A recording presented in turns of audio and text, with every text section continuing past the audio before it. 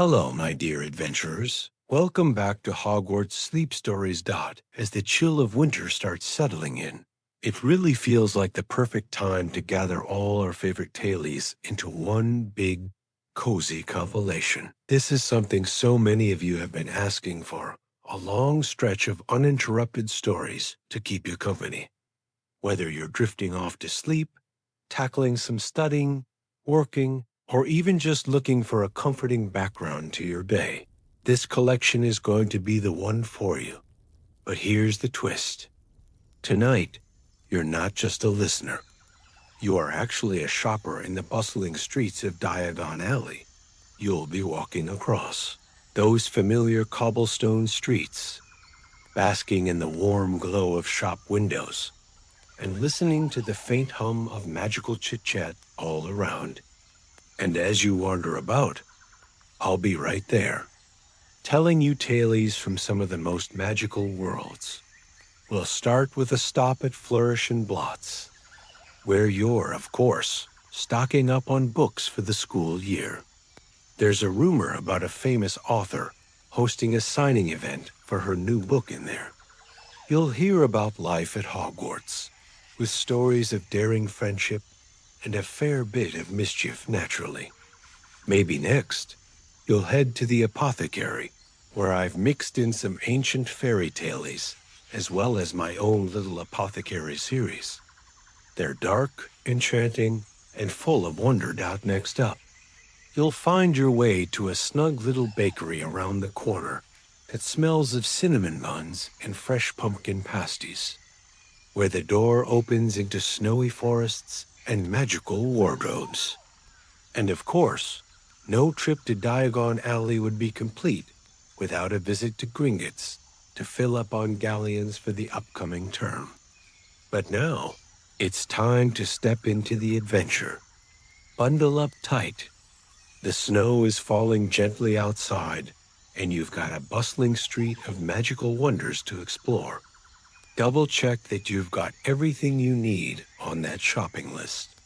You wouldn't want to end up borrowing someone's old textbook that they've scribbled jinxes and curses in, right? Then it looks like you're ready. So grab a hot cup of cocoa or whatever you like, find your favorite blanket, and let's step into the magic ... together. Story 1. The Redemption of Professor Vanu. Blink gradually at the faint glow of sunlight sneaking through the gaps in the curtains. The kind of winter light that never seems to grow stronger. You groan, rolling over to see the list of errands perched on your bedside table. It's crinkled from being stuffed in your pocket the day before.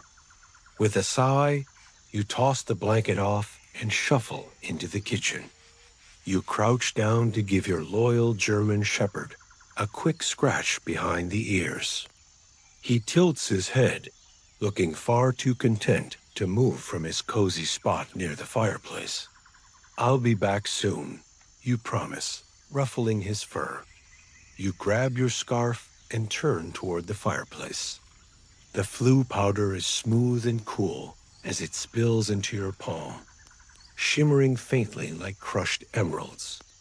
Just as you're about to toss the powder, you pause, reminding yourself to say it clearly. Diagon Alley. With a firm enunciation, you toss the powder into the flames. They hiss and roar to life, turning an eerie green. There's a quick moment of weightlessness, a kaleidoscope of colors spinning around you, and in an instant, it's over. You stumble into the fireplace at the leaky cauldron. The pub is already buzzing. You brush some specks of soot out of your hair and head towards the back, tapping the enchanted brick wall. 3 up, 2 across. They grind and shift, revealing the bustling thoroughfare of Diagon Alley. The winter breeze brushes your face, and the first thing that strikes you is the snow. It falls softly, blanketing the ground in a delicate white shroud. And there you are, right in the middle of it. You check your pocket, feeling the reassuring weight of a small device enchanted to work in magical areas. allowing you to listen to a collection of tailies. You turn the volume up, tuning out the world, and head to your first stop, Flourish Blotts. As the first story begins, if you asked Silas, vain former heir to a dark legacy, to name his most harrowing experience at Hogwarts, you might expect him to recount the horrors of the ancient battles or the trials that followed. But if you caught him on a day like today, he'd probably tell you the truth. It was this: the sheer agony of standing before a classroom full of first years, trying and failing to teach them a simple shield charm. No, no, no.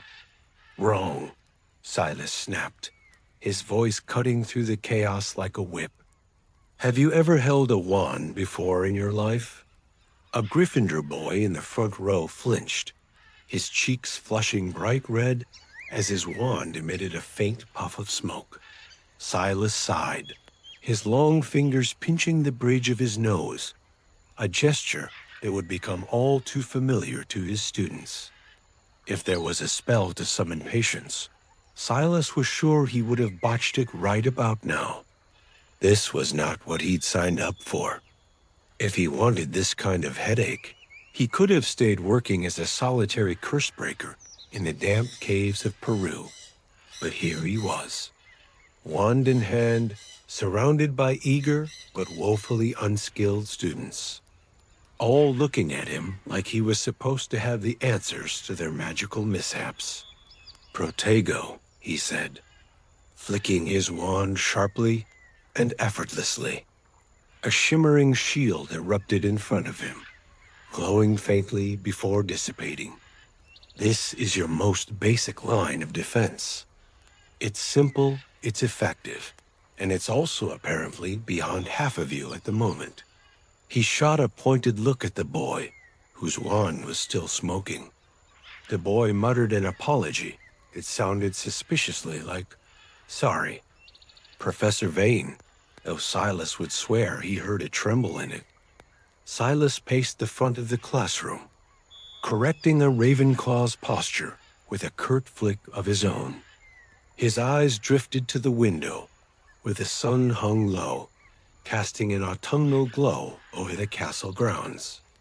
Part of him couldn't believe he was back here, in this very classroom, barking instructions. Let's back up a bit, shall we? If you asked Silas why he was in his first week as the official professor of defense against the dark arts, he'd say it was because Headmistress Sterling was far more spry than she let on, and surprisingly relentless. It had been a typical evening for Silas Vane. His private office was dimly lit, cluttered with ancient scrolls and cursed trinkets. He had been on the brink of calling it a night when the fireplace flared up with a bright emerald green flash. And there she was, Headmistress Sterling. "Mr. Vane," she began, her voice sharp and businesslike. "I have a proposition for you." The defense against the dark arts position was vacant again, thanks to an ill-fated mishap involving the previous professor and a madly aimed hex. "What does this have to do with me?" Silas had asked, raising an eyebrow. "Hogwarts needs someone who understands the darker aspects of magic," she insisted. "Someone the students can learn from. Someone who knows the consequences." After what felt like an eternity of awkward silence, he'd reluctantly agreed. He told himself it was temporary, just a favor to get her off his back. And maybe, deep down, he'd wondered if there was still something in that castle that felt like it belonged to him. Fast forward to the present. Another loud bang echoed from the back of the classroom. Another botched spell. "That's enough for today," Silas sighed, clapping his hands. "Same time tomorrow. And try not to set anything else on fire." As the weeks slipped by, Silas found himself begrudgingly sinking into the role. Evenings that he'd once spent holed up in solitude were now spent in the library, buried in dusty tomes, finding new ways to keep the students on their toes. Then came one crisp October morning, just before Halloween. Silas stood at the front of the classroom, watching his students fidget. "Tomorrow," he announced, "we're going into the Forbidden Forest." He delighted in the way their eyes widened, and whispers erupted across the room. "We'll be learning about the creatures that lurk in the shadows. Consider it a lesson in defense and keeping your composure when faced with the unknown." The next afternoon, bundled in scarves and cloaks, the students gathered at the castle entrance. Silas led them across the grounds and into the tangled depths of the Forbidden Forest. The towering trees swallowed what little daylight remained. Leaves crunched beneath their feet, and the canopy above cast a shadow so thick it felt like stepping into another world entirely. "Lumos," Silas muttered, his wand tip glowing with a cool, steady light. "Stay close," he instructed. "This forest is ancient and doesn't take kindly to those who wander foolishly." They stopped at a clearing where an ancient stone circle stood. Silas pointed out the telltale glimmer of creature tracks. Suddenly, he halted, raising a hand. "Quiet," he commanded. "We're not alone." From the dark thicket emerged a creature not a spider, but a wyvern, smaller than a dragon, but just as vicious, its scales shimmering with a dark, oily green. Its eyes scanned the group with predatory intent. "Wands up." Silas barked, stepping forward. "Remember your spells. Stay calm." The wyvern hissed, rearing up, poison dripping from its fangs. "Impedimenta." Silas cast, striking the creature and slowing its advance. The students scrambled, spells flying in a frantic attempt to keep it at bay. Stunning spells knocked back jinxes. It was chaos. "Protego Maxima," Silas called, casting a shimmering shield that deflected the wyvern's tail swipe. "Stupefy." The spell hit with a bright flash, forcing the creature back. The students rallied, their confidence building as they hurled spells in unison, driving the wyvern back until, with a final screech of frustration, it retreated into the shadows. Silas, breathing hard, lowered his wand.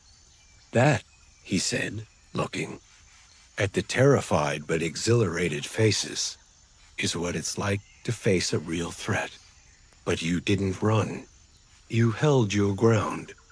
And though Silas would never say it out loud, seeing that spark in their eyes, that realization of their own power, almost made the chaos worth it. The story of the wyvern incident spread through the school. Silas Vane's reputation transformed from the cold, aloof new teacher to someone who actually knew his stuff.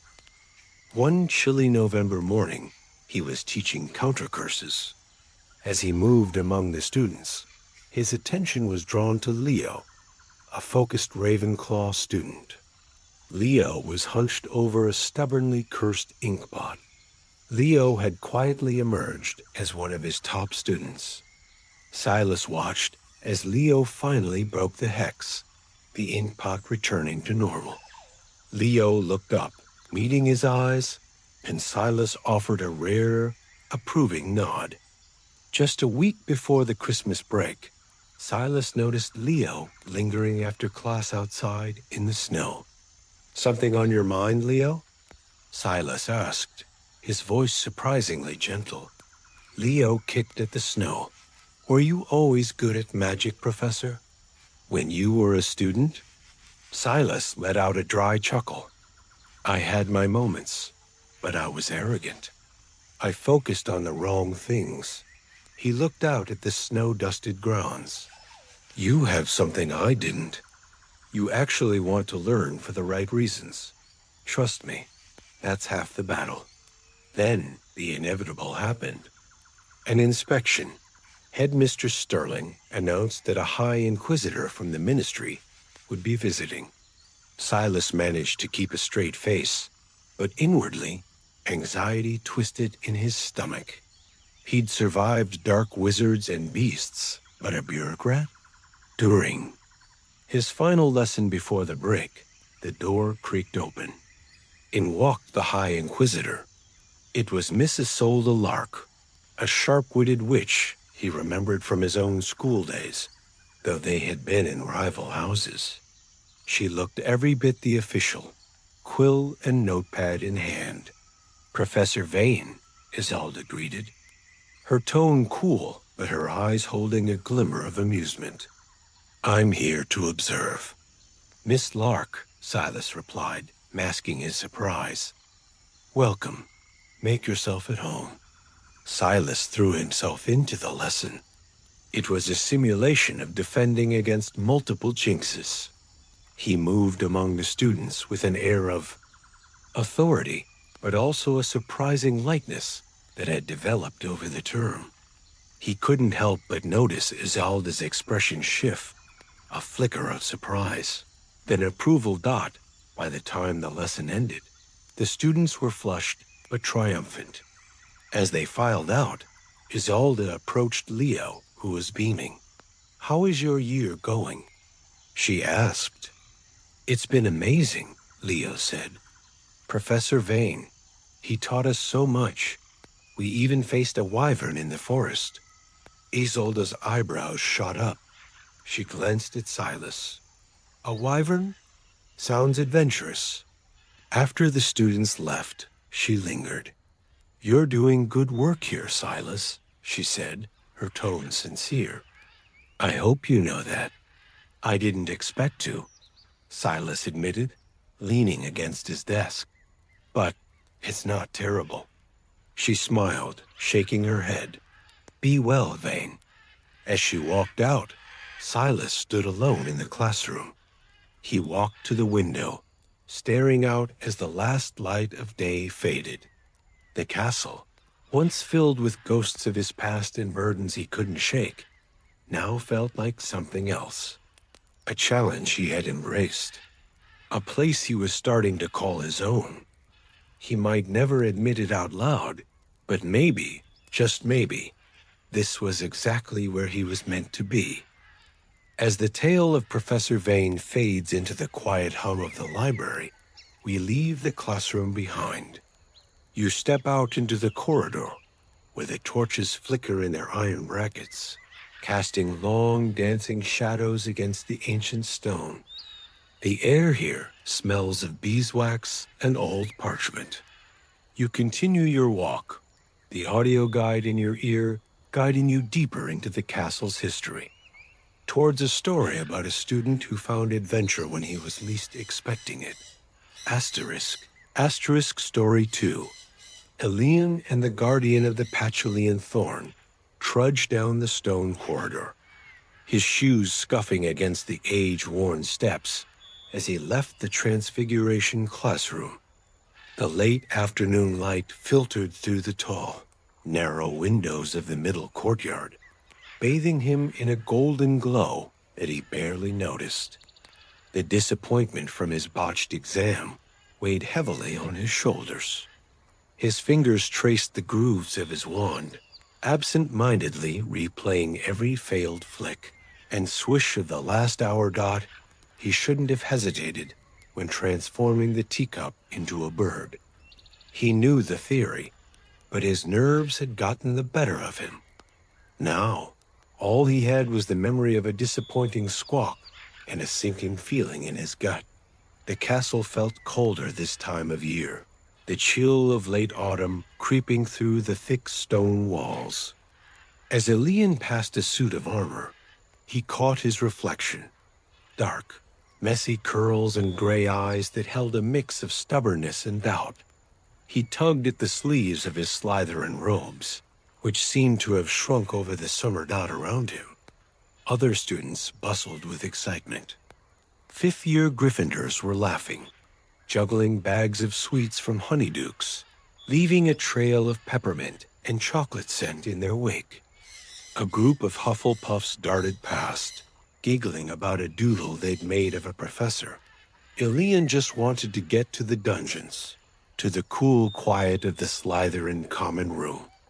But as he passed the open door of an empty classroom, a hushed conversation caught his ear. He hesitated. It was Professor Hemlock, the potions master, speaking in low, urgent tones with the herbology professor. "Mrs. Sage, it's the Scarecrow," Professor Hemlock was saying as he organized vials on his desk. "He refuses to guard the pumpkin patch without his hat. A right fuss he's making about it."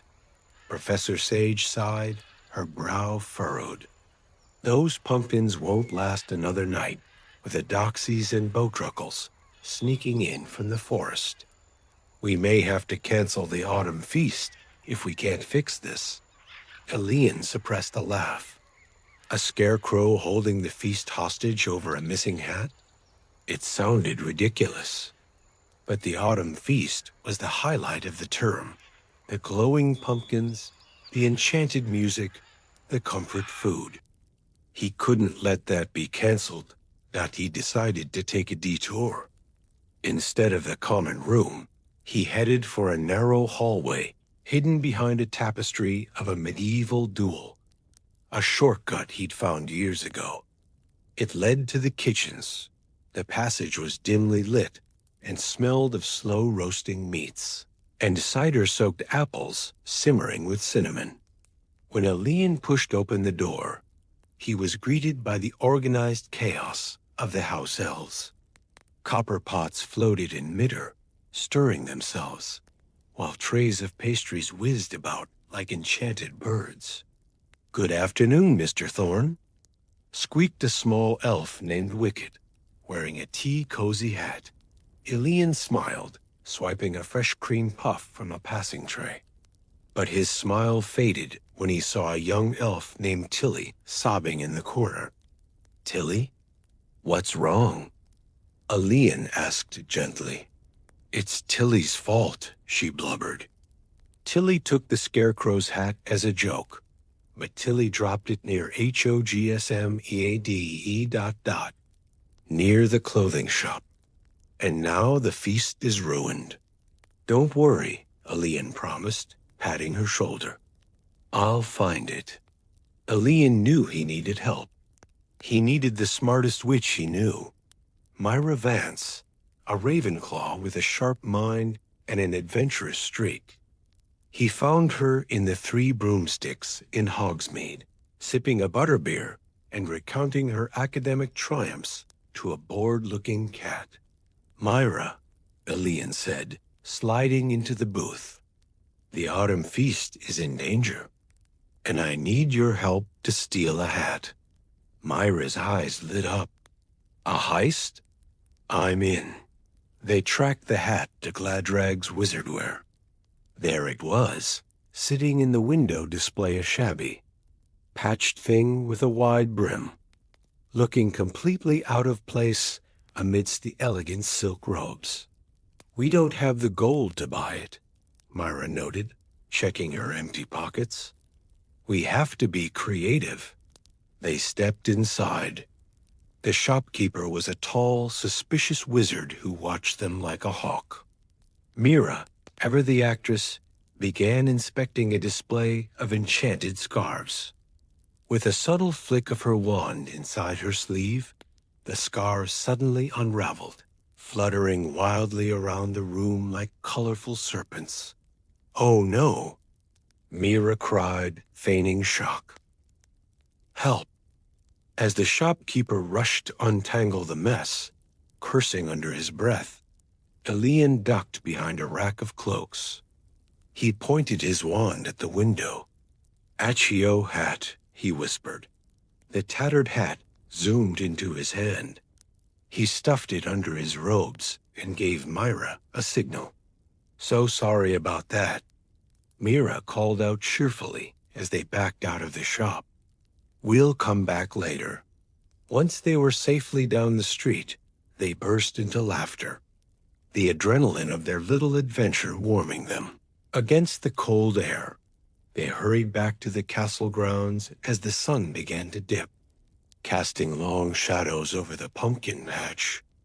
The patch was a sprawling sea of orange, but in the center, the enchanted scarecrow stood slumped and lifeless, looking thoroughly miserable. Pixies were already starting to tug at the pumpkins. "All right, you grumpy heap of straw," Ilian muttered, approaching him. "Here's your hat." He placed the hat on the scarecrow's head. The transformation was instant. The scarecrow jerked to life, spinning on its post with an energetic flourish. It tipped its hat to Ilian and Mira, and immediately began chasing the pixies away, waving its straw arms with newfound purpose. That evening, the Great Hall was a spectacle. The enchanted ceiling showed a clear, star-filled sky. Floating pumpkins drifted above the tables, and the air was filled with the smell of roasted turkey, spiced squash soup, and buttery potatoes. Ilian sat at the Slytherin table, his plate piled high. He looked across the hall and caught Myra's eye at the Ravenclaw table. She raised her goblet in a silent toast. Ilian smiled, taking a bite of a pumpkin pasty. He realized then that he wouldn't remember the failed transfiguration exam in 10 years. But he would remember this, the warmth, the food, and the secret adventure that saved the feast. As Ilian enjoys his feast, we turn our attention to another student, someone who saw the magic of Hogwarts a little differently.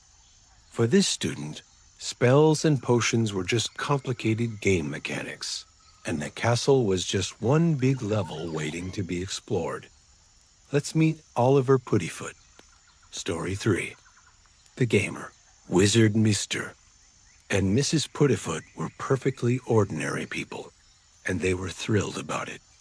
But they were even more thrilled that their son, Oliver, was a wizard. They bought him every book on magical history, hoping he would be the next great sorcerer. Oliver, however, was different, tall and gangly. With messy hair and thick glasses, Oliver lived halfway between two worlds. While his parents saw Hogwarts as a grand adventure, Oliver saw it as a school with weird food and no electricity for his gaming consoles. He loved video games. He loved logic. He loved rules that made sense. "You're going to do wonderful things, Oliver," his mother chirped as they packed his trunk. "Maybe you'll be in Gryffindor." "Sure, Mum," Oliver mumbled, trying to finish one last level on his handheld device before they left. On the Hogwarts Express, while other first years were practicing spells or talking about Quidditch, Oliver sat in a quiet compartment, playing Kingdom of Shadows. A girl with frizzy red hair named Pippa peeked in. "Mind if I join?" she asked. "Everywhere else is full." "Go ahead," Oliver said, offering her a jelly bean. "Careful, that one tastes like soap." At the sorting ceremony, the hat barely touched his head before shouting, "Hufflepuff." Oliver was relieved. Hufflepuff sounded chill. The common room was near the kitchens, which was a strategic win in his book. But classes were a struggle.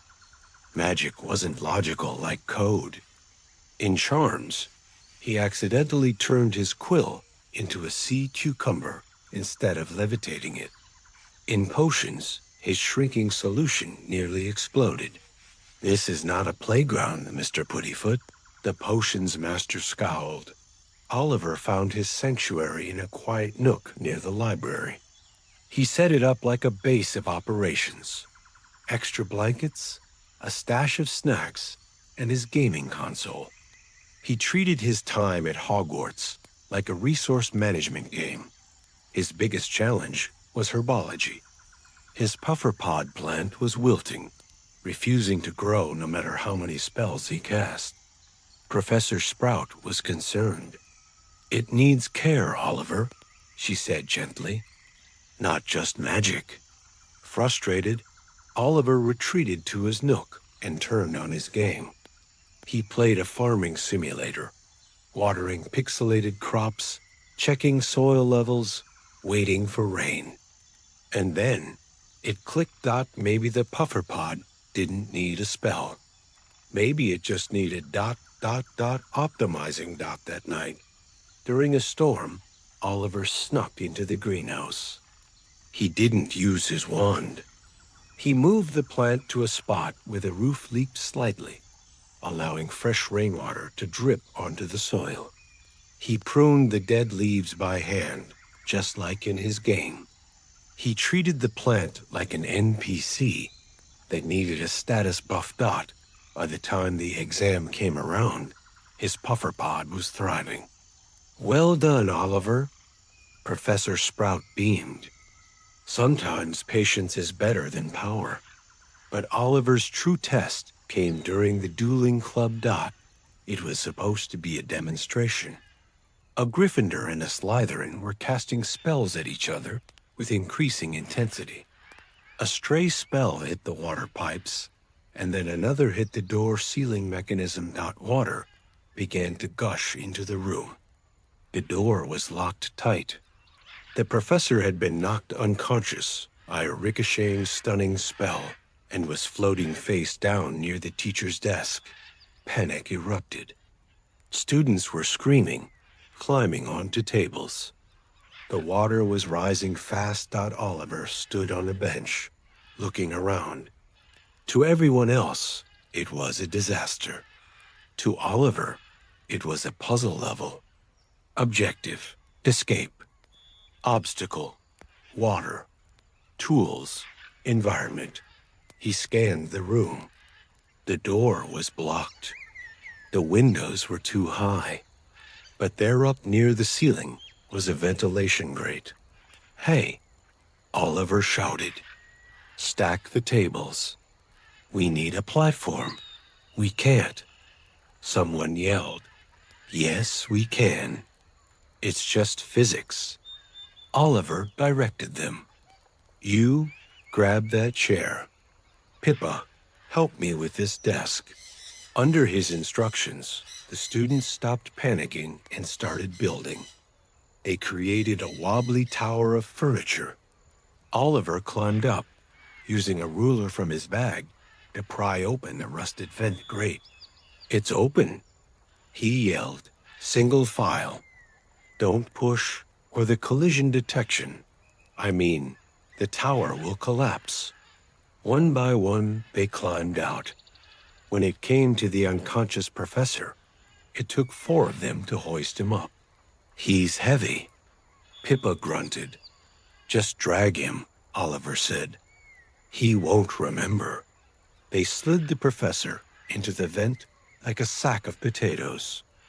As Oliver pulled himself up last, soaking wet but safe, he let out a laugh. He hadn't used a single spell. He'd just played the game. News of his exploits spread. People called him a hero. His parents wrote him a letter filled with exclamation marks. "Our Oliver, the hero of Hogwarts." Oliver just shrugged. He sat in the Hufflepuff common room, wrapped in a warm blanket, playing his game. He realized he didn't need to be the most powerful wizard. He just needed to be Oliver. And maybe, just maybe, he had leveled up after all. Asterisk, asterisk, asterisk. Host, Hogwarts Sleep Stories. Leaving the warm comfort of the Hufflepuff dormitories behind, the scene shifts. The audio guide in your ear crackles softly, transporting you away from the castle for a moment, back to the snowy, cobblestone streets of your imagination. You have finished your shopping at the bookstore, and your bag is heavy with knowledge. But there is another stop on your list. A place of healing, of sense, and of old, deep magic. You step off the main street and push open the door to the Mortar and Moon Apothecary. The smell hits you instantly. A complex, earthy perfume of dried sage, crushed valerian root, and the sweet, dusty scent of old paper. It is here that we find our next tale, nestled in a village that time seems to have forgotten. Story 4. The Alchemists. Apprentice and the Echo Stone, as dawn's first light crept over the rolling landscape. The charming village of Briarwood came alive. It was not a sudden awakening, but a slow, gentle stretching of the world. The birds began a soft chorus in the ancient oaks, and the distant clatter of the baker's cart signaled the start of a new day. At the heart of this serene town stood the Mortar and Moon, a cozy thatched cottage that seemed as though it had sprung from the very soil it rested upon. Its walls were woven with whispers from the surrounding woods, and the chimney puffed out lazy rings of smoke that smelled of applewood and pine knot inside. The air was rich with the mingling scents of lavender, rosemary, and an undercurrent of smoky sandalwood that hinted at secrets kept in glass jars. Each wooden shelf bowed slightly under the weight of colorful bottles sealed with wax. The contents shimmered in the morning light amber liquids that moved like honey, silvery fluids that swirled like captured clouds, and deep green tinctures that looked like liquid moss. On this brisk morning, Isla, a bright-eyed apprentice with an eager smile, pushed open the heavy oak door. Her cheeks were flushed pink from the crisp winter air, and her unruly auburn curls were tucked loosely under a woolen cap. "Good morning," she whispered to the shop, a habit she had formed on her very first day. The shop, in its own way, seemed to answer. The fire in the hearth flared up warmly, and Barnaby, the shop's massive, fluffy orange cat, let out a chirping meow from his cushion near the embers. Standing by the counter was Master Eamon, the village's beloved apothecary. His beard was wild and untamed, much like the brambles outside, framing a face etched with lines of laughter and concentration. He was grinding something in a large stone mortar, the rhythmic scrape, scrape, scrape, creating a hypnotic beat in the quiet room. "Ready to learn the craft, Isla?" Eamon asked, his voice a comforting rumble. "With all my heart, Master Eamon," Isla replied, hanging her coat by the door and tying on her linen apron. The morning passed in a blur of sensory delights. Eamon taught Isla how to listen to the ingredients. "You don't just measure them, Isla," he would say, holding up a sprig of dried thyme. "You must feel their intent." They worked side by side. Isla learned that lavender was for calm, but only if picked when the dew was still fresh. She learned that chamomile was for sleep, but it worked best if stirred counterclockwise. And she learned that cinnamon bark, when crushed, could spark dreams of warm summers in the dead of winter. Around noon, the shop bell chimed. It was the village jester, a man named Finch, who burst in with a theatrical flair that sent dust notes dancing in the sunbeams. "Good morrow, Ocean Masters," Finch bellowed, striking a pose. "I have a show tonight, the Great Winter Festival. But alas, my voice is as raspy as a rusty gate. I need thunder. I need volume."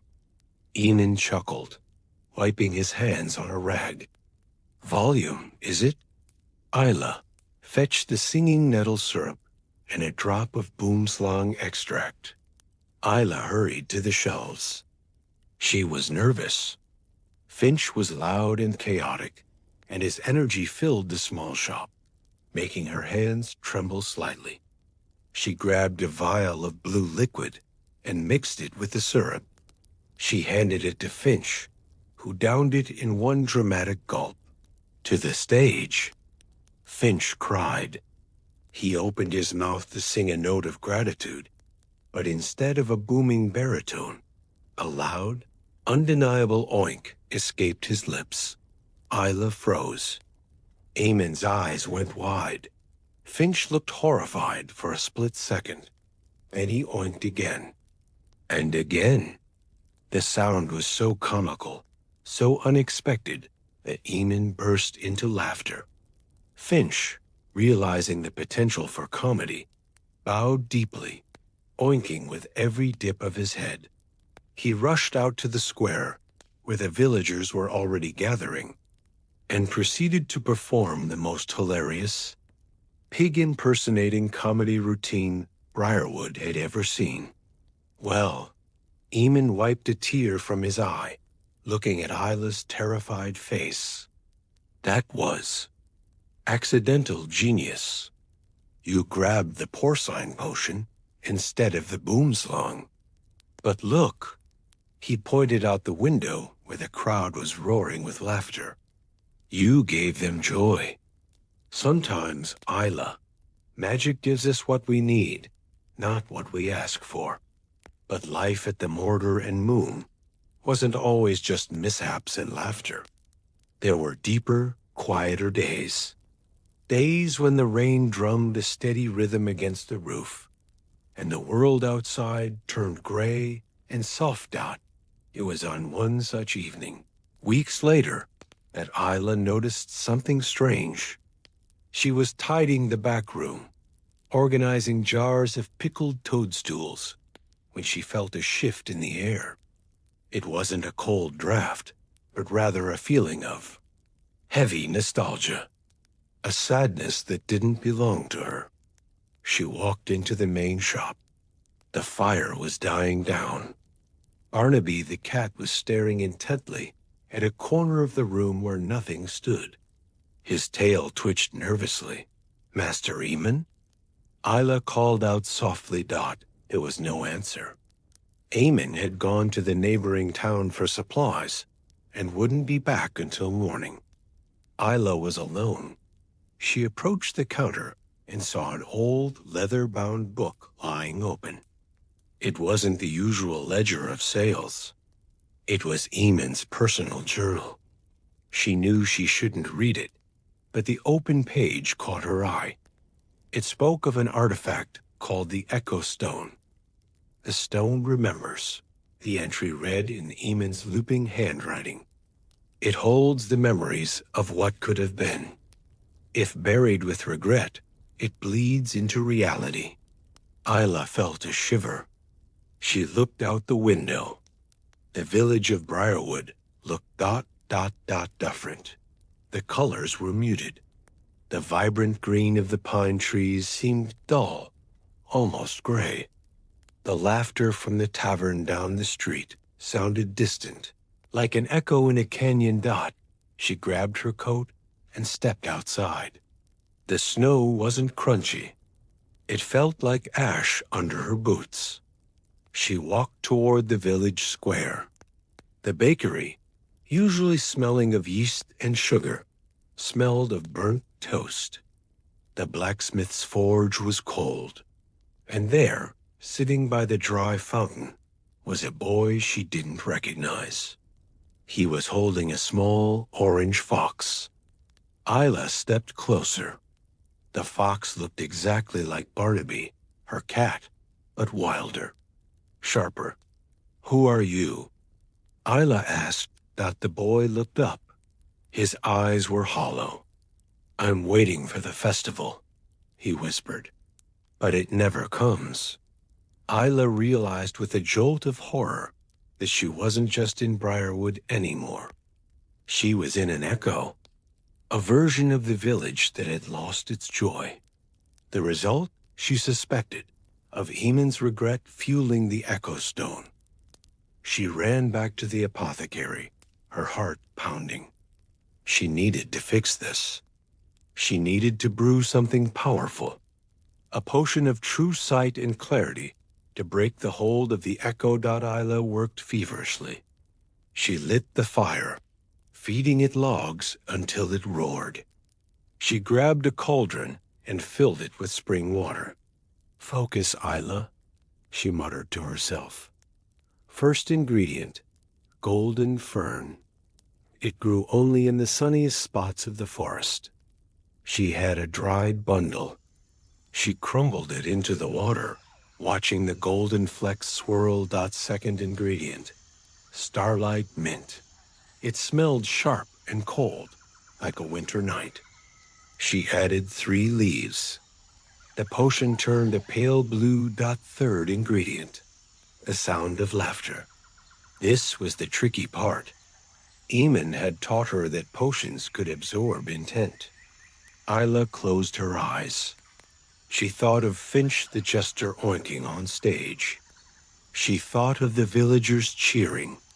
She let that memory, that pure, unadulterated joy, flow from her mind, down her arms, and into the wooden spoon she was using to stir. The potion bubbled. It changed from blue to a vibrant, glowing gold. The scent that rose from it was incredible, like warm bread, fresh linen, and summer rain all at once. Isla bottled the potion and ran back to the village square. The gray world seemed to press in on her, trying to slow her down. She reached the fountain where the sad boy sat. "Drink this," she said gently, handing him the vial. Asterisk, asterisk. The boy hesitated, then took a sip. The effect was instantaneous. A ripple of golden light spread out from him. The gray ash on the ground turned back into sparkling white snow. The burnt smell vanished, replaced by the aroma of Clara's bakery. The boy faded away, smiling, and in his place, the fountain began to flow with clear, sparkling water. Isla blinked. She was back. The real Briarwood was around her. The lanterns were glowing warm and bright.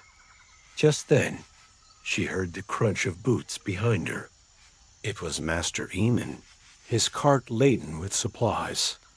He looked at her, standing in the snow, breathless but triumphant. He looked at the village, vibrant and alive. "You felt it, didn't you?" he asked softly. The echo. Isla nodded. "You buried the stone, Master Eamon, with your regrets." Eamon sighed, his breath misting in the cold air. "I did. Years ago, I banished an apprentice who turned to dark magic. I always wondered, what if I had been kinder? What if I had taught him better?" That regret created the echo. Isla walked over and took his rough hand in hers. "But look around you, Eamon. Look at the joy you bring now. Look at Finch. Look at me. You are a good teacher. You cannot let the what-ifs destroy the what-is." Eamon squeezed her hand. A weight seemed to lift from his shoulders. "You are right, Isla. You are more than an apprentice now. You are a healer of realities." They walked back to the mortar and moon together. The shop was warm. Barnaby was waiting, purring loudly as he rubbed against their legs. Isla made tea, chamomile, and honey, and they sat by the fire as the snow fell gently outside, burying the past and leaving only the peaceful, cozy present. Asterisk, asterisk. You leave the apothecary feeling lighter, the scent of the golden potion still lingering in your memory. You checked your list. The coins from Gringotts are heavy in your pocket, and your bag is full of books and herbs. But the day is not over. Distracted by the lingering taste of sugary sweet chocolate on your tongue, and your list is now flapping faintly in your pocket, you take a wrong turn without realizing it. The shops grow darker. The signs become less welcoming, and the air itself feels colder. Biting through your scarf. By the time you glance up, You're not greeted by the cheerful storefronts of Diagon Alley, but by twisted iron signs and blacked-out windows that seem to watch you back. You've wandered into Nocturne Alley. The cobblestones here feel uneven underfoot, slippery with black ice. The shadows are thicker than normal. They seem to cling to the walls. A hunched figure shuffles past, their cloak dragging behind them, muttering something unintelligible about lost time. You catch a glimpse of a twisted wand sticking out of their sleeve and quickly look away, your heart thudding a slow, heavy rhythm against your ribs. A hag-like woman leans against a lamppost, her gnarly fingers clutching a small cage containing what looks like a skeletal raven. She fixes her yellowed eyes on you, but you hold your bag tighter and refuse to meet her gaze. The shops around you have strange items on display: shrunken heads, jars of eyeballs, and candles that burn with a black flame. You turn a corner, desperately searching for an exit back to the sunlight, and stumble into a bookstall tucked into an alleyway that's way too narrow for comfort. The vendor is a wiry man with long, greasy hair who looks up at you sharply. He gestures to a worn, leather-bound book on his table. "Grimm Brothers' Tales of the Forgotten," he murmurs, his voice like dry leaves skittering on stone. "Rare stories. Muggle legends. Darker than the versions, you know."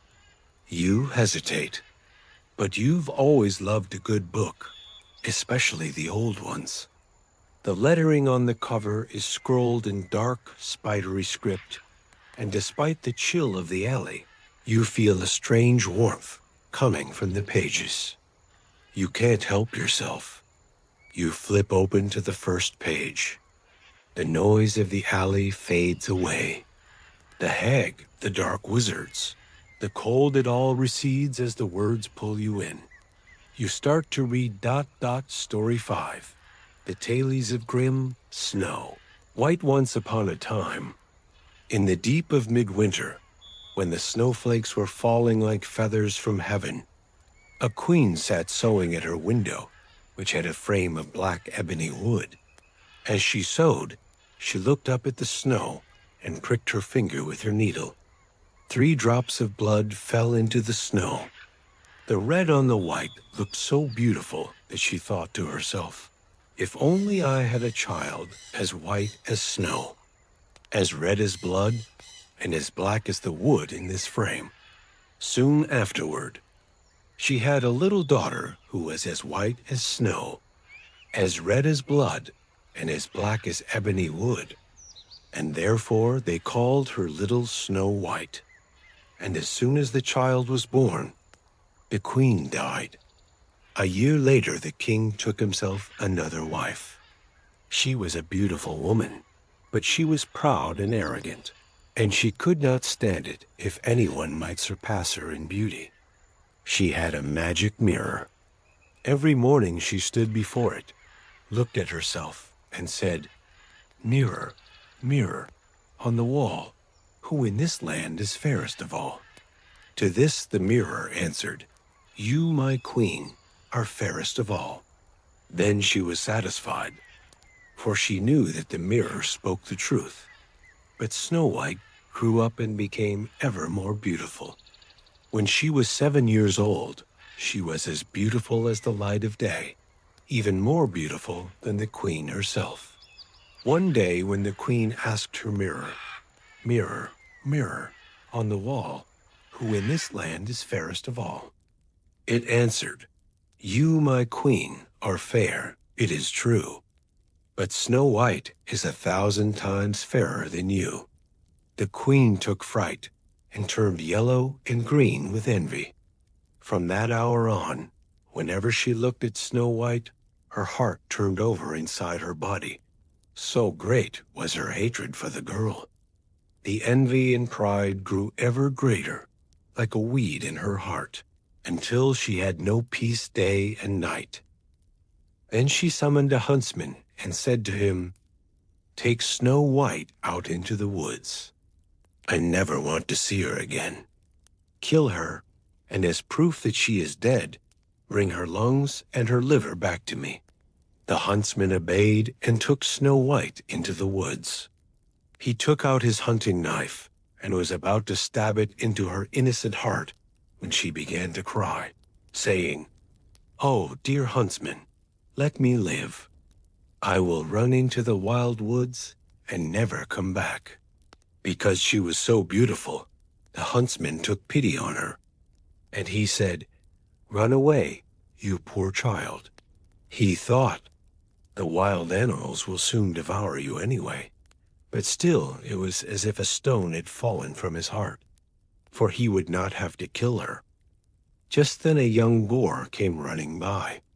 He killed it, cut out its lungs and liver, and took them back to the queen as proof of Snow White's death. The cook had to boil them with salt, and the wicked woman ate them, supposing that she had eaten Snow White's lungs and liver. The poor child was now all alone in the great forest, and she was so afraid that she just looked at all the leaves on the trees and did not know what to do. Then she began to run. She ran over sharp stones and through thorns, and wild animals jumped at her, but they did her no harm. She ran as far as her feet could carry her, and just as evening was about to fall, she saw a little house and went inside in order to rest. Inside the house, everything was small, but so neat and clean that no one could say otherwise. There was a little table with a white tablecloth and 7 little plates, and each plate had a spoon, and there were 7 knives and forks and 7 mugs as well. Against the wall, there were 7 little beds, all standing in a row and covered with snow-white sheets. Asterisk, asterisk. Because she was so hungry and thirsty, Snow White ate a few vegetables and a little bread from each little plate, and from each mug she drank a drop of wine. Afterward, because she was so tired, she lay down on a bed, but none of them felt right. One was too long, the other too short, until finally the 7th one was just right. She remained lying in it, entrusted herself to God, and fell asleep. After dark, the masters of the house returned home. They were the 7 dwarfs who picked and dug for ore in the mountains. They lit their 7 candles, and as soon as it was light in their house, they saw that someone had been there, for not everything was in the same order as they had left it. The first one said, "Who has been sitting in my chair?" The second one, "Who has been eating from my plate?" The third one, "Who has been eating my bread?" The fourth one, "Who has been eating my vegetables?" The fifth one, "Who has been sticking with my fork?" The sixth one, "Who has been cutting with my knife?" The 7th one, "Who has been drinking from my mug?" Then the first one saw that there was a little imprint in his bed, and said, "Who stepped on my bed?" The others came running up and shouted, "Someone has been lying in mine as well." But the 7th one, looking at his bed, found Snow White lying there asleep. The 7 dwarfs all came running up, and they cried out with amazement. They fetched their 7 candles and shone the light on Snow White. "Oh, good heaven!" they cried. "This child is so beautiful." They were so happy that they did not wake her up, but let her continue to sleep there in the bed. The 7th dwarf had to sleep with his companions, 1 hour with each one, and then the night was done. The next morning Snow White woke up, and when she saw the 7 dwarfs, she was frightened. But they were friendly and asked, "What is your name?" "My name is Snow White," she answered. "How did you find your way to our house?" The dwarfs asked further. Then she told them that her stepmother had tried to kill her, that the huntsman had spared her life, and that she had run the entire day, finally coming to their house. The dwarfs said, "If you will keep house for us, and cook, make beds, wash, sew, and knit, and keep everything clean and orderly, then you can stay with us, and you shall have everything that you want." "Yes," said Snow White, "with all my heart." So she kept house for them. Every morning they went into the mountains looking for ore and gold, and in the evening, when they came back home, their meal had to be ready. During the day, the girl was alone. The good dwarfs warned her, saying, "Be careful about your stepmother. She will soon know that you are here. Do not let anyone in." Now the queen, believing that she had eaten Snow White's lungs and liver, could only think that she was again the first and the most beautiful woman of all. She stepped before her mirror and said, "Mirror, mirror, on the wall, who in this land is fairest of all?" It answered, "You, my queen, are fair, it is true, but Snow White, beyond the mountains with the 7 dwarfs, is still 1,000 times fairer than you." This startled the queen, for she knew that the mirror did not lie, and she realized that the huntsman had deceived her, and that Snow White was still alive. Then she thought, and thought again, how she could kill Snow White, for as long as she was not the most beautiful woman in the entire land, her envy would give her no rest. At last she thought of something. Coloring her face, she disguised herself as an old peddler woman so that no one would recognize her. In this disguise, she went to the house of the 7 dwarfs.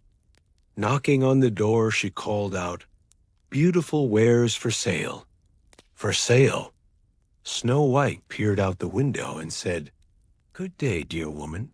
What do you have for sale?" "Good wares, beautiful wares," she answered.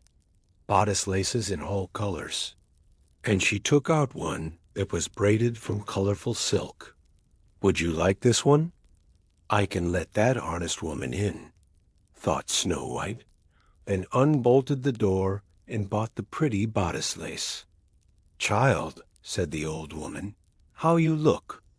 Come, let me lace you up properly." The unsuspecting Snow White stood before her and let her do up the new lace.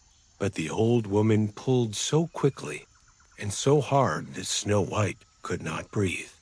"You used to be the most beautiful one," said the old woman, and hurried away. Not long afterward, in the evening time, the 7 dwarfs came home. How terrified they were when they saw their dear Snow White lying on the ground, not moving at all, as though she were dead. They lifted her up, and seeing that she was too tightly laced, they cut the lace in 2. Then she began to breathe a little, and little by little she came back to life. When the dwarfs heard what had happened, they said, "The old peddler woman was no one else but the godless queen. Take care and let no one in when we are not with you."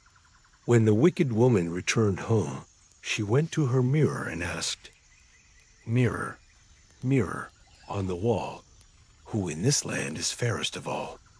The mirror answered once again, "You, my queen, are fair, it is true, but Snow White, beyond the mountains with the 7 dwarfs, is still 1,000 times fairer than you." When she heard that, all her blood ran to her heart, because she knew that Snow White had come back to life. "This time," she said, "I shall think of something that will destroy you." Then, with the art of witchcraft, which she understood, she made a poisoned comb. Then she disguised herself, taking the form of a different old woman. Thus she went across the 7 mountains to the 7 dwarfs, knocked on the door, and called out, "Good wares for sale." "For sale?" Snow White looked out and said, "Go on your way. I am not allowed to let anyone in." "You surely may take a look," said the old woman, pulling out the poisoned comb and holding it up.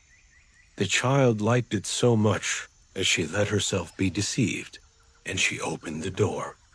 After they had agreed on the purchase, the old woman said, "Now let me comb your hair properly." She had barely stuck the comb into Snow White's hair when the poison took effect and the girl fell down unconscious. "You specimen of beauty," said the wicked woman. "Now you are finished." And she walked away.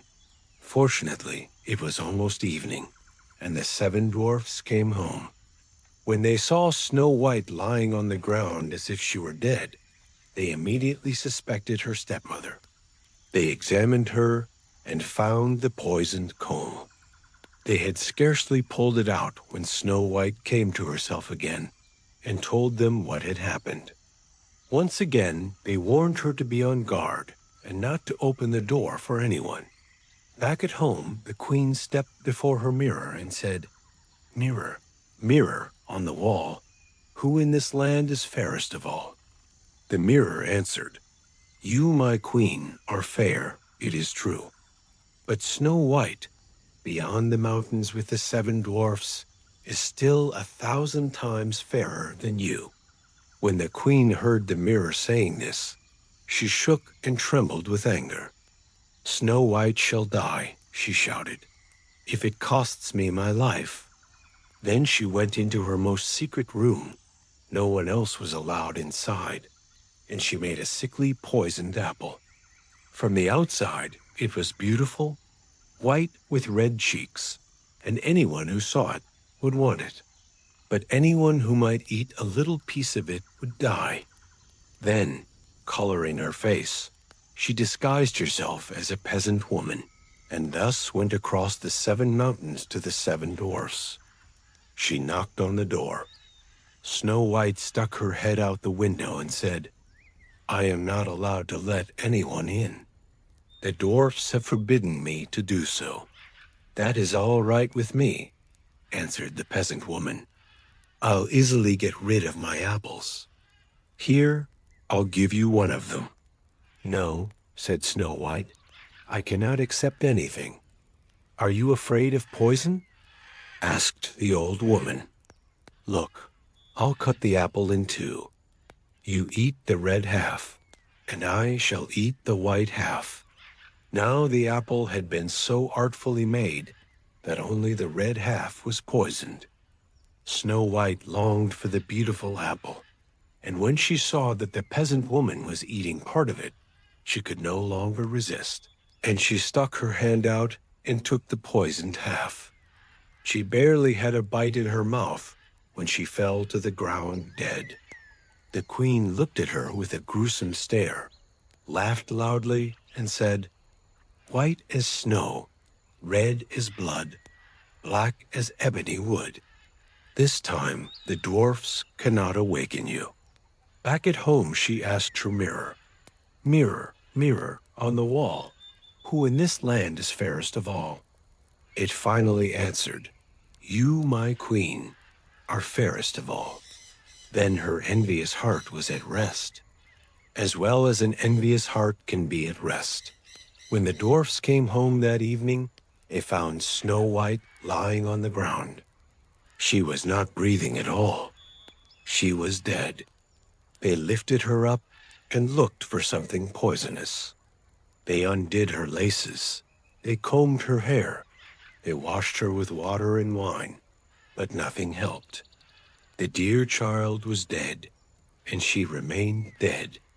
They laid her on a bier, and all 7 sat next to her and mourned for her and cried for 3 days.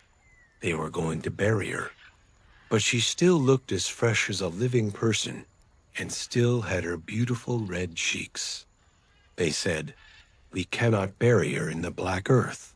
And they had a transparent glass coffin made so she could be seen from all sides. They laid her inside and with golden letters wrote on it her name and that she was a princess. Then they put the coffin outside on a mountain, and one of them always stayed with it and watched over her.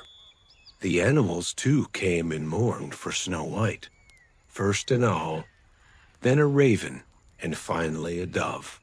Snow White lay there in the coffin a long, long time, and she did not decay, but looked like she was asleep. For she was still as white as snow, and as red as blood, and as black-haired as ebony wood. Asterisk. Now it came to pass that a prince entered these woods, and happened on to the dwarf's house, where he sought shelter for the night. He saw the coffin on the mountain, with beautiful Snow White in it, and he read what was written on it with golden letters. Then he said to the dwarfs, "Let me have the coffin. I will give you anything you want for it." But the dwarfs answered, "We will not sell it for all the gold in the world." Then he said, "Then give it to me, for I cannot live without being able to see Snow White. I will honor her and respect her as my most cherished one." As he thus spoke, the good dwarfs felt pity for him and gave him the coffin. The prince had his servants carry it away on their shoulders. But then it happened that one of them stumbled on some brush, and this dislodged from Snow White's throat the piece of poisoned apple that she had bitten off. Not long afterward, she opened her eyes, lifted the lid from her coffin, sat up, and was alive again. "Good heavens, where am I?" she cried out. The prince said joyfully, "You are with me." He told her what had happened, and then said, "I love you more than anything else in the world. Come with me to my father's castle. You shall become my wife." Snow White loved him, and she went with him. Their wedding was planned with great splendor and majesty. And thus the dark tale ends, not in shadows, but in light. You close the book of dark tales, deciding you've had enough shadows for one day. You slip out of the narrow alleyway, leaving the chill behind you. The snow has eased up a bit, and the familiar glow of the main street welcomes you back. You make one last stop before heading home. You step into Spindle's Curiosities, a small shop tucked away near the bank. It smells of old wood and cinnamon. Here, you find exactly what you were looking for: a small, enchanted wooden box. The shopkeeper tells you it's a memory box, crafted to keep not just trinkets, but the feeling of a moment, the scent of snow, the warmth of magic. You buy it, tucking it safely into your bag. With your shopping complete and your mind full of stories, it is time to leave. You step into the fireplace at the leaky cauldron, whisper your destination, and in a swirl of green flames, you are back in the safety of your own living room. The house is quiet. Atlas, your loyal dog, lifts his head from the rug and thumps his tail lazily, happy you're home but too sleepy to get up. You smile, unburdening yourself of your heavy cloak and the bags filled with books and potion ingredients. You settle into your favorite armchair near the fireplace. The fire is crackling softly, casting a warm, dancing light across the room. You pull a thick blanket over your legs. Atlas shifts, resting his heavy head on your feet, grounding you. You take a sip of hot tea, letting the warmth spread through your chest. The adventures of the day start to drift away. The classroom with Professor Vane, the pumpkin patch with Elian, the greenhouse with Oliver, and the village of Briarwood with Isla ... They all fade into a gentle hum of memory. Your eyelids grow heavy. The room feels safe. The world outside is cold and white, but here, there is only warmth. The clock ticks slower. Your breathing deepens. The magic of the day settles into a peaceful silence. You are home. You are safe. And it is time to sleep. Good night, my dear adventurers. Good night, Hogwarts.